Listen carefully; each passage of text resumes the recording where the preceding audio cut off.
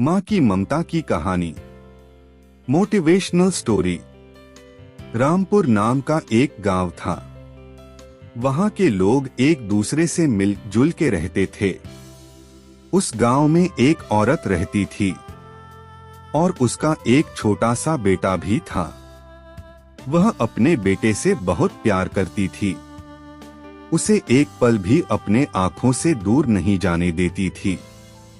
एक दिन वह घर के कामों में बहुत ज्यादा व्यस्त हो गई थी और उसका बेटा बाहर खेल रहा था। खेलते खेलते उसे पता नहीं चला और दूसरे गांव में चला गया। जब उसकी माँ घर से बाहर निकलकर देखी तो उसे कहीं दिखाई नहीं दे रहा था।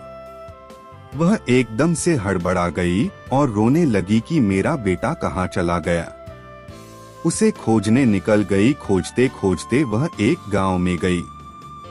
वह जाकर देख रही है कि उसके बेटे को एक औरत ने पकड़कर रखी है।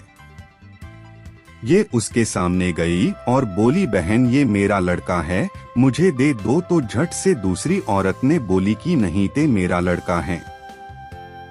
और दोनों औरत आपस में झगड़ा करने लगी। दोनों का झगड़ा देखकर गांव में काफी लोग इकट्ठा हो गए, लेकिन समझ में नहीं आ रहा था कि ये लड़का किसका है। गांव वालों ने दोनों औरतों को मुखिया जी के पास लेकर गए और उनको सारी बातें बताई।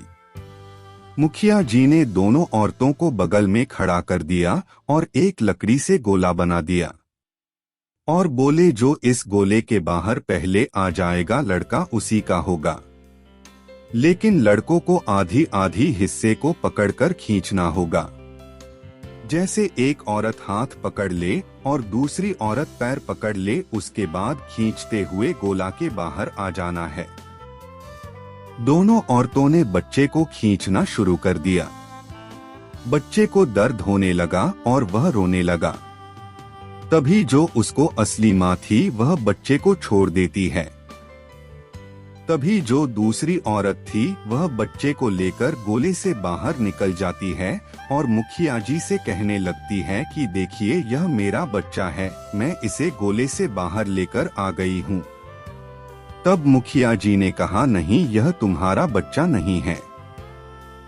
अगर तुम्हारा बच्चा होता तो तुम इसके साथ इतना अत्याचार नहीं करती, इसलिए यह तुम्हारा बच्चा नहीं है।